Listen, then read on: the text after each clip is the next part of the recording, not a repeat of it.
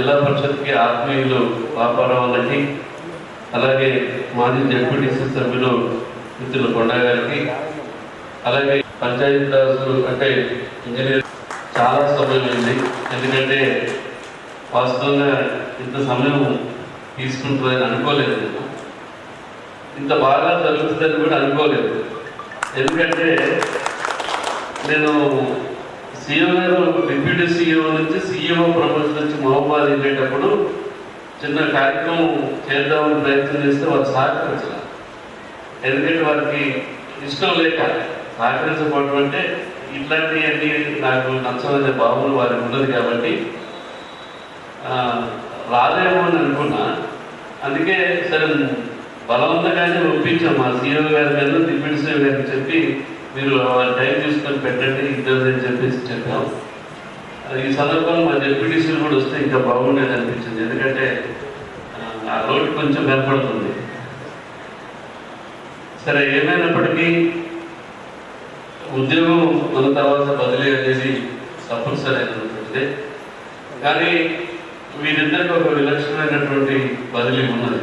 అదేంటంటే ఈ జిల్లాలోనే పుట్టి ఈ జిల్లాలో ఉన్నతమైనటువంటి స్థానాల్లో పనిచేసి అందరినీ మెప్పించారు.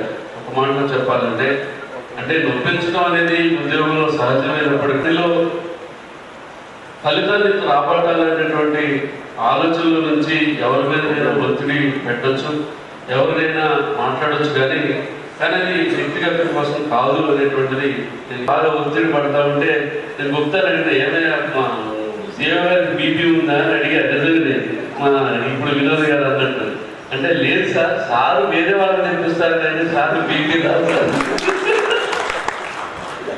సార్ కూడా చెప్పారు. ఎప్పుడైనా బరస్ట్ అయిపోతే బయటికి వెళ్ళిపోతుంది తప్ప లోపల ఉండదు. అందుకని ఆ రకం ఏంటంటే వాళ్ళు చేయాలి అనుకున్నటువంటి పనిని సంపూర్ణంగా పూర్తి చేయాలనేటువంటి తపన వారిలో ఉంటుంది. ఈ రెండోది మాకు మ్యాచ్ కావడానికి ఒక ప్రధానమైన విషయాలన్నీ చిన్న చిన్న విషయాలు. అందుకని అందులో ఏకీభూత వచ్చింది కాబట్టి ఇక అన్ని విషయాలు కూడా దాంతో సర్దుకుపోవడం జరిగిందని నేను భావిస్తూ ఉన్నాను.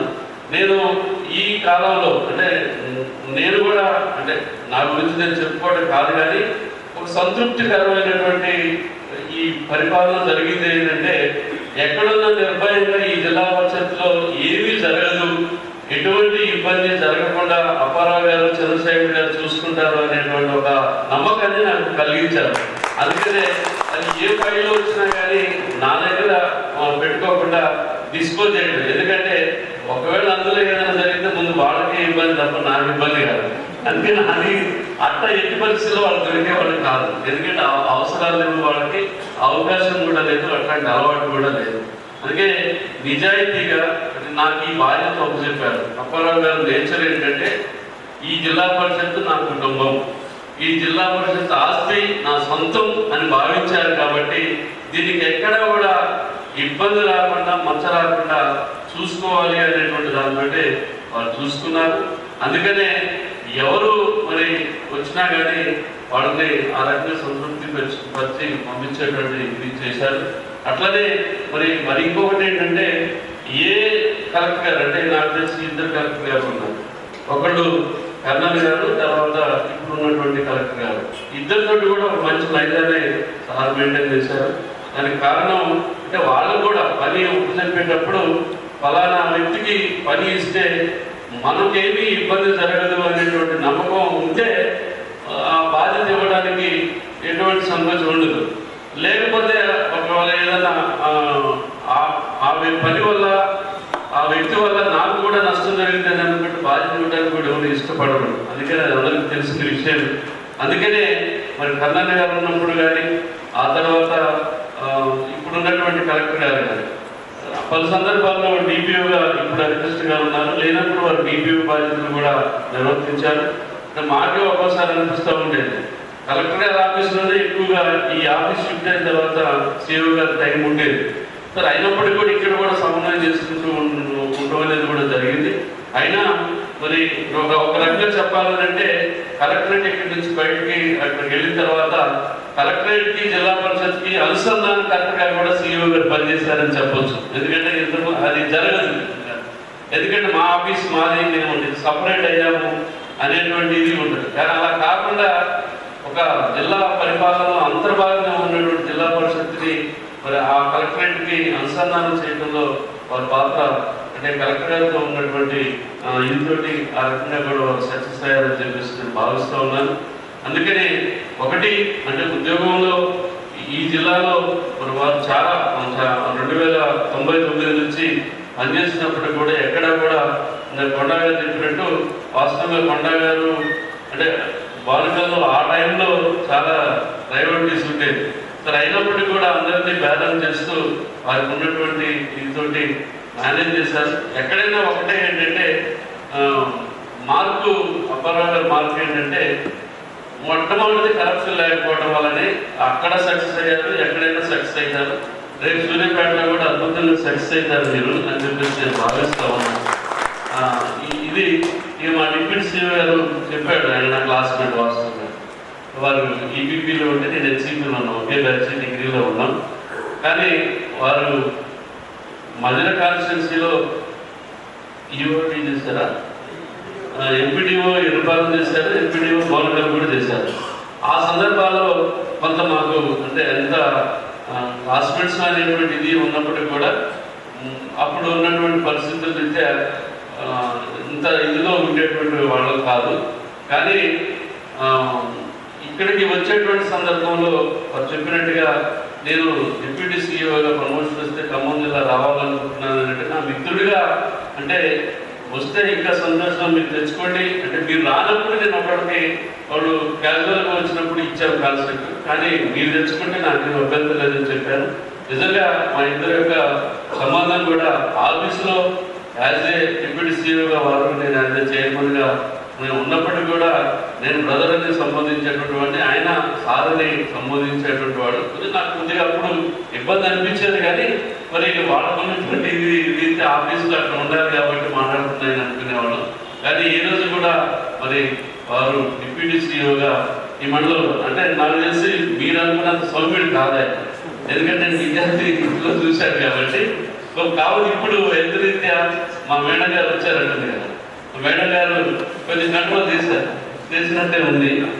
అట్లా అప్పారావు గారు దగ్గర ఉండటం, డిప్యూటీ సీఈఓగా రావడం, ఇక్కడ ఈ మా ముగ్గురికి మ్యాచ్ మంచిగా జరిగింది. అందుకని ఇప్పుడు కొంచెం హెల్త్ రీత్యా కూడా ప్రాబ్లం ఉంది కాబట్టి చాలా సౌమ్యంగా అన్ని అంటే అడ్జస్ట్ అయ్యేటువంటి, ఇంతకుముందు ఎట్లా ఉండేది కొంచెం రెబల్గా మాట్లాడేటువంటి ఇది ఉండేది విద్యార్థి చదువుకునేటువంటి రోజుల్లో. ఆ రకంగా ఏంటంటే ఒక మంచి పరిపాలనని నేర్చుకునేటువంటి ప్రయత్నం ఈ జిల్లాలో జరిగింది అని చెప్పేసి వారికి కూడా ఇది సందర్భంగా అభినందనలు. అవకాశం లేదు, ఎందుకంటే నాకు తెలిసి ఎందుకంటే వస్తే ప్రమోషన్ మళ్ళీ ఇంకేమైనా వస్తుందా సార్, ఇదే మంచిది అంటారా? సరే ఓకే, అవకాశం ఉంటే రేపు అంటే తర్వాత ఈ ఎన్నికలు ఈ కోర్టు ఇవన్నీ అయిపోయిన తర్వాత జరిగేటువంటి దాంట్లో మనం ఏమి ఊహించి చెప్పలేము. కానీ ఏమైనా ఉన్నటువంటి సమయంలో కరోనా కష్టకాలంలో కావచ్చు, అలాగే రకరకాల ఎన్నికలు జరిగినటువంటి సందర్భాల్లో కావచ్చు, అన్ని సందర్భాల్లో కూడా ఒక ఈ జిల్లాలో మంచి స్థానంలో నిలబెట్టేటువంటి దాంట్లో వలస కూలీల్ని వెతికి వాళ్ళకి సహాయం చేసేటువంటి దాంట్లో జిల్లా పరిషత్ కీలకమైనటువంటి పని చేసింది. ఆనాడు ఎంపీడీ వాళ్ళందరినీ, ఎంపీ వాళ్ళందరినీ మానిటరింగ్ చేసి వాళ్ళకి ప్రభుత్వం నుంచి వచ్చేటువంటి ఆర్థిక సహాయం అందించేటువంటి దాంట్లో మన జిల్లా పరిషత్తు సిబ్బంది కానీ మన యొక్క మండల పరిషత్తులు కానీ అందులో క్రియాశీలకమైనటువంటి పాత్ర పోషించారు. వారందరినీ నడిపించేటువంటి దాంట్లో మన సీఈఓ గారు కృషి అభినందనీయం. అందుకని కరోనా కష్టం, వారికి ముందు కరోనా వచ్చింది, కానీ ఆ తర్వాత మళ్ళీ కరోనా ఈ సర్వీస్ అందించేటువంటి దాంట్లో ఎక్కడ కూడా ఇబ్బంది పడకుండా పనిచేయడం అనేది ఇదొక అంటే నాకు తెలిసి ఈ కాలంలో పనిచేసినటువంటి అందరు అధికారులకి ఈ కోవిడ్ ఇదనేది ఒక ప్రత్యేక అనుభవంగా ఉంటుంది జీవితంలో. ఎందుకంటే పలానా టైంలో వచ్చింది చెప్తుంటారు కదా, ఇప్పుడు మనం రకరకాల యూసీఎం ముప్పేనని అట్లాంటి నేషనల్ కెలామిటీస్ వచ్చినప్పుడు జరిగినటువంటి దాంట్లో మేము ఇట్లా చేసాము. అట్లనే మరి మీరు కూడా కోవిడ్ టైంలో మీరు ఇచ్చినటువంటి సర్వీసు ఈ జిల్లాలో అమోఘమైనటువంటిది, అద్భుతమైనటువంటిది. అందుకని మీరు ఎక్కడున్నా కానీ ఇదే రకమైనటువంటి పద్ధతితోటి, ఇదే రకమైనటువంటి నిబంధనతోటి, నిజాయితీతోటి మీ యొక్క సర్వీస్ని కొనసాగించాలని నేను మనసారా కోరుకుంటా ఉన్నాను. మీ ఇద్దరికి డిప్యూటీ సీఓ గారికి తప్పకుండా సీఈఓ వస్తారు. ఎందుకంటే మీకు అవకాశం ఉంది కదా, సర్వీస్ ఉంది కాబట్టి మీకు వచ్చే అవకాశం ఉంది. సార్ మా సీఈఓ గారు అన్నట్టుగా అప్పారావు గారు కూడా తప్పనిసరిగా ఉన్నత స్థాయిలో కమిషనరేట్లోకి వెళ్తే ఈ జిల్లాలో ఉన్నటువంటి వాళ్ళకి, మీ అందరికి ఎవరికైనా ఒక అవసరం వచ్చినప్పుడు మా సార్ ఉన్నారని ఫోన్ చేసుకోవడానికి అవకాశం ఉంటుంది. రావాలని మేము మనసారా కోరుకుంటున్నాం సార్, తప్పనిసరిగా. అలాగే మా సిబ్బంది మరి ఏదైతే సీఈఓ గారు వారికి ప్రత్యక్ష పరిచయం లేనప్పటికీ కూడా ఇప్పుడు చూస్తున్నారు కదా, ఎలా ఉంటే అందరి మనల్ని పొందుతారో మీరు కూడా ఈ సభ చూసిన తర్వాత మీకు అర్థమై ఉంటుంది ఈ జిల్లా పరిషత్తులు ఎలా పనిచేయాలి అనేటువంటిది. అందుకని వారిని చూస్తే కూడా సభ్యులు మరి నాగకృష్ణ గారు కూడా వారికి ఈ జిల్లాలో ఉన్నటువంటి వారి దుమ్ముగూడ మండలమే కాబట్టి తెలుసు. అందుకని వెంకటాపురం మండలం. అందుకనే మరి ఆ రకంగా మీరిద్దరు కూడా సక్సెస్ఫుల్గా మీ యొక్క ఈ సర్వీస్ని జిల్లా పరిషత్తులో కొనసాగించాలని, తప్పకుండా మీకు కూడా ఇదే రకమైనటువంటి సహకారం మన సిబ్బంది నుంచి ఉంటుంది అని చెప్పేసి నేను సందర్భంగా తెలియజేస్తూ, మరొకసారి మీ ఇద్దరికి మా జిల్లాలో మరి ఈ జిల్లాలో మంచి సేవలు అందించినటువంటి మీ ఇద్దరికి జిల్లా పరిషత్తు సిబ్బంది తరఫున, నా తరఫున, జిల్లా ప్రజల తరఫున కృతజ్ఞతలు తెలియజేస్తూ మరిన్ని ఉన్నతమైనటువంటి పదవులు, బాధ్యతలు స్వీకరించాలని మనసారా ఆకాంక్షిస్తూ నేను ముగిస్తా ఉన్నాను. Thank you.